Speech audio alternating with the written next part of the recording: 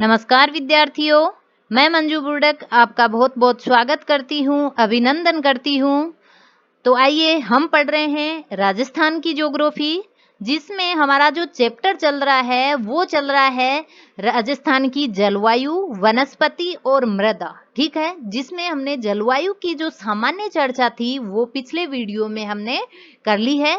आज हम पढ़ने वाले हैं राजस्थान की ऋतुओं के बारे में। ठीक है, तो राजस्थान में देखिए 12 महीनों में जो ऋतुएं होती है उनको मुख्यतया 3 प्रकार यानी 3 भागों में बांटा गया है। कौन कौन सी? एक तो है ग्रीष्म ऋतु, दूसरा है वर्षा ऋतु और नंबर 3 है शीत ऋतु। ठीक है, ग्रीष्म ऋतु, वर्षा ऋतु और शीत ऋतु। अगर हम बात करें ग्रीष्म ऋतु की, तो महीने देखिए आप याद रखना अच्छे से। हम सब जानते हैं वैसे कि मार्च से जो मध्य जून का टाइम है वो होता है ग्रीष्म ऋतु का। मध्य जून से लेकर सितंबर तक का जो टाइम होता है वो वर्षा ऋतु का, और अक्टूबर से फरवरी तक का जो टाइम होता है वो होता है शीत ऋतु का। ठीक है, मोटा मोटी हम 3 ही ऋतुओं में बांट कर पढ़ेंगे राजस्थान को। तो ये इस प्रकार से महीनों में डिवाइड है तीनों ऋतुएं। नेक्स्ट है ग्रीष्म ऋतु के बारे में। ठीक है, तो सबसे पहले ए जो है पॉइंट वो ग्रीष्म ऋतु के बारे में देखेंगे हम, जिसको मार्च से मध्य जून के बीच में होती है ये ऋतु राजस्थान में। सूर्य के उत्तरायण होने के साथ ही राज्य में धीरे धीरे तापमान बढ़ता जाता है।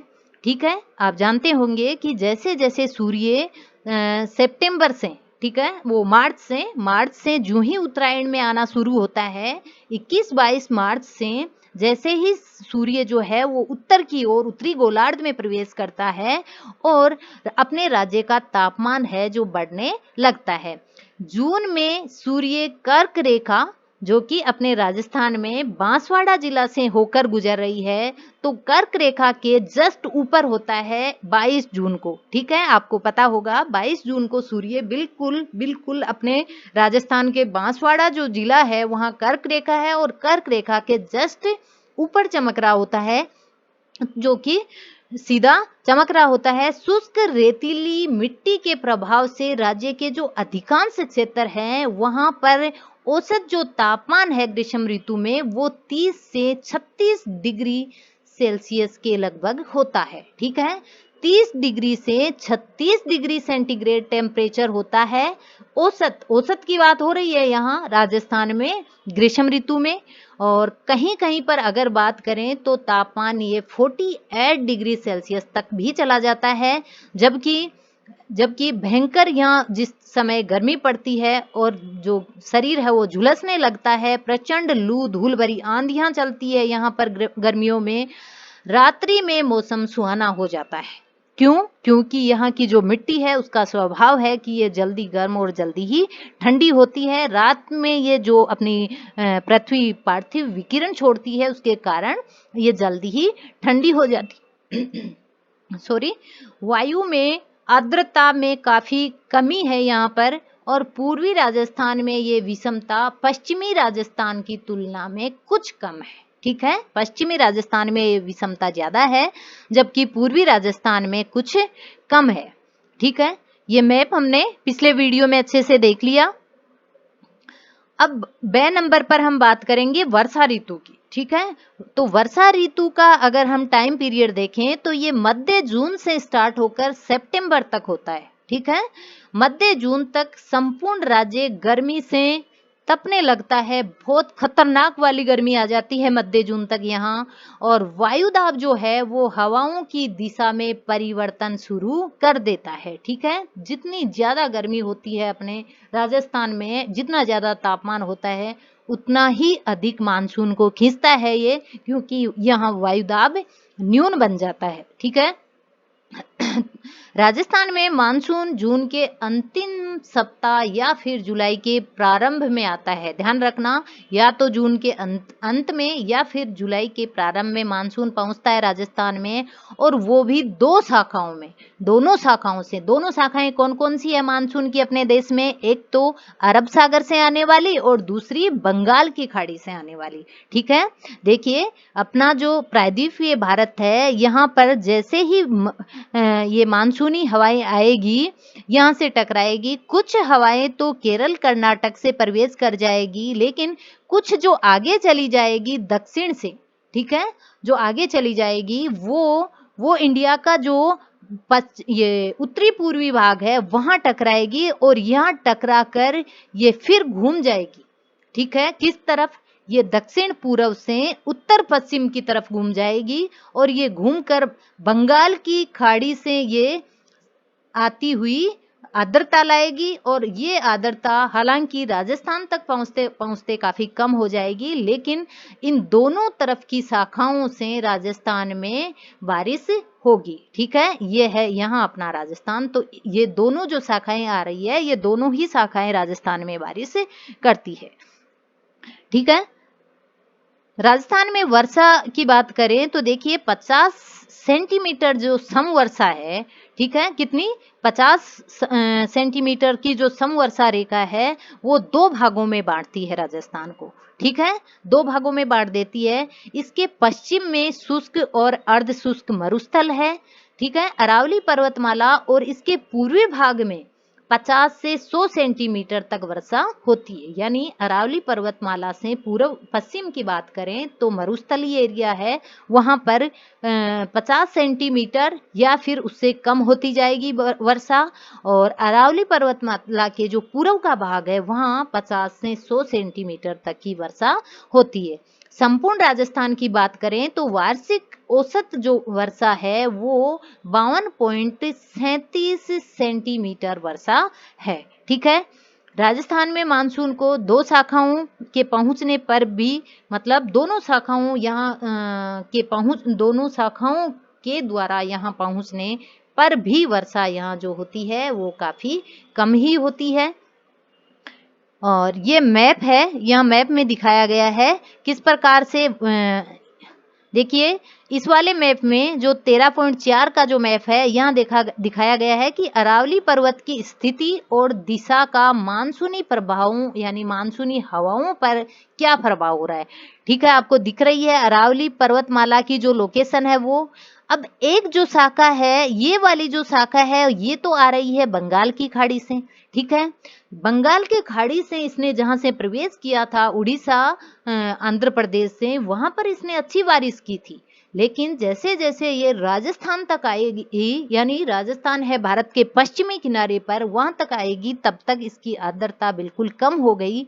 फिर भी ये अरावली पर्वतमाला अवरोध के रूप में खड़ी है। किसके लिए? बंगाल की खाड़ी से जो मानसून आ रहा है उसके लिए। ठीक है, इसकी दिशा को देखिए आप, अवरोध बना रही है अरावली श्रेणी, इसलिए यहाँ यानी राजस्थान का जो पूर्व और दक्षिणी पूर्वी भाग है यहाँ पर वर्षा अच्छी होती है। ठीक है, जबकि पश्चिमी भाग देखिए आप, पश्चिमी भाग अरावली का जो है, यहाँ से आ रही है अरब सागरीय मानसून, जो कि बिल्कुल और बिल्कुल अरावली के समानांतर होकर आ रहा है। ठीक है, कोई अवरोध नहीं है इसको रोकने के लिए, और यह जैसे आया था वैसे का वैसे आगे निकल गया, और हिमालय की जो पहाड़ियां है, पर्वत है, वहां जाकर टकरा के बारिश इसने की है। ठीक है, तो राजस्थान से यूं का यूं निकल गया। क्यों? इसकी वजह क्या थी कि अरावली पर्वत की जो दिशा है, ठीक है, जो स्थिति है, लोकेशन है, वो बिल्कुल मतलब समानांतर है किसके? अरब सागरीय मानसून के। ये रोक नहीं पा रही है, जबकि यूं का यूं अरब सागरीय मानसून आगे निकल गया बिना बारिश के। तो जो राजस्थान का जो पश्चिमी भाग है अरावली का, वो बिल्कुल खाली रह गया, यानी बहुत कम बारिश होती है पश्चिमी भाग में। ठीक है, राजस्थान में वार्षिक वर्षा को यहाँ दर्शाया गया है इस मैप में। देखिए यहाँ सेंटीग्रेड में ये थोड़ा कम दिखाई दे रहा है, तो यहाँ से स्टार्ट हो रही है बारिश। जो जैसलमेर वाला एरिया है वहाँ 15 सेंटीमीटर से भी कम वर्षा है, और यहाँ आते आते ये 30 हो गया।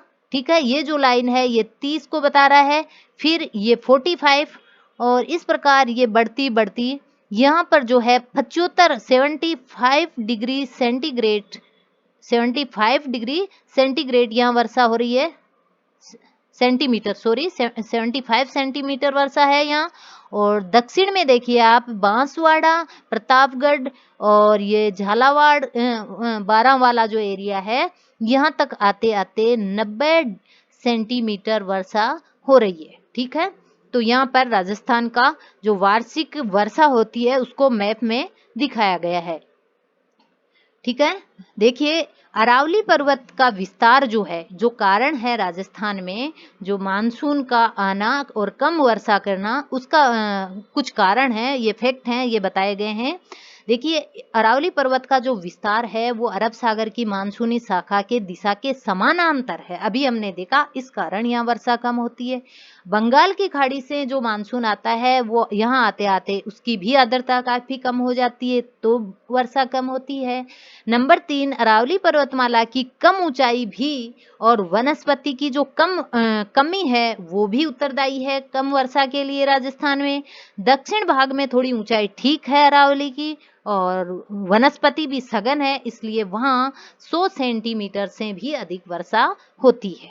ठीक है, अब 6 पर है शीत ऋतु। ठीक है, 6 पॉइंट है शीत ऋतु, जो कि हम सब जानते हैं कि अक्टूबर से फरवरी जो महीना है वहां इस समय होती है राजस्थान में शीत ऋतु। ठीक है, शीत ऋतु को भी हम 2 भागों में बांटकर पढ़ेंगे, कौन कौन सी, एक तो शरद ऋतु या फिर उसको हम मानसून प्रत्यावर्तन काल भी कह सकते हैं, मानसून प्रत्यावर्तन काल। और नंबर 2 है वो है शुष्क शीत ऋतु। ठीक है, शुष्क शीत ऋतु, शरद ऋतु जो है उसका समय है अक्टूबर से लेकर मध्य दिसंबर तक। ठीक है, जबकि शुष्क जो शीत ऋतु है उसका समय है मध्य दिसंबर से फरवरी तक। यहाँ कोई आर्द्रता नहीं है, शुष्कता हो गई है बिल्कुल वातावरण में मध्य दिसंबर से फरवरी तक, और कड़ाके की सर्दी पड़ती है यहाँ। और जो अक्टूबर से मध्य दिसंबर का समय था वो भी शीत ऋतु में ही है, लेकिन इस समय थोड़ी आर्द्रता रहती है, ऋतु होती है उसको शरद बोला जाता है न कि शीत। ठीक है, और मानसून का इस समय प्रत्यावर्तन काल है, यानी मानसून वापस लौटता है। क्यों? क्योंकि अब जो टाइम है ये अक्टूबर नवंबर वाला जो टाइम आया है, इस समय सूर्य का दक्षिणायन हो रहा है। ठीक है, सूर्य के द्वारा दक्षिणायन हुआ जा रहा है, तो इस समय हमारा जो स्थल भाग है राजस्थान का वो ठंडा होते जा रहा है।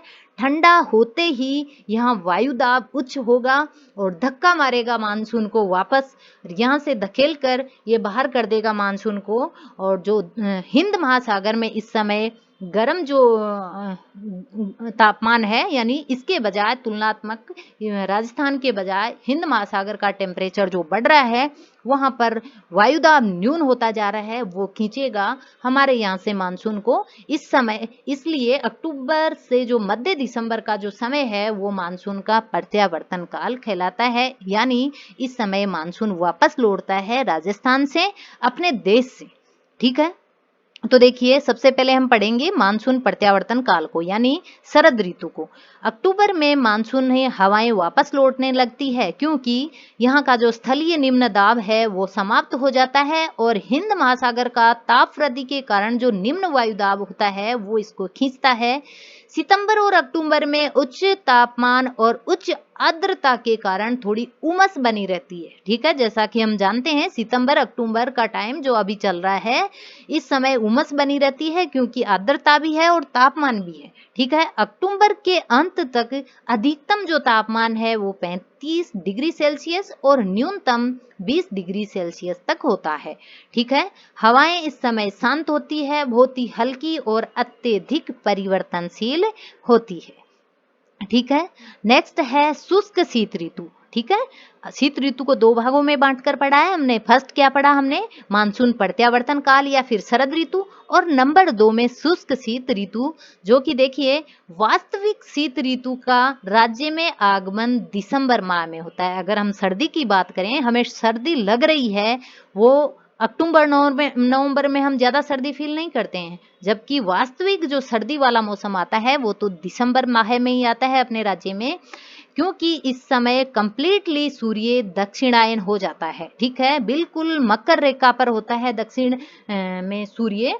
ठीक है, तो उत्तरी पश्चिमी ठंडी हवाएं पूरे राज्य में चलने लगती है और दिसंबर जनवरी के माह में पश्चिम से आने वाली जो शीतोष्ण चक्रवात है, ठीक है, भूमध्य सागर से आने वाले जो शीतोष्ण चक्रवात हैं वो राज्य में 2-3 बार मावट कर देते हैं। ठीक है, मावट यानी हल्की वर्षा कर देते हैं सर्दियों में, और ये वर्षा जो होती है ये रबी की फसल के लिए वरदान होती है, गोल्डन ड्रॉप बोला जाता है इसको राज्य में।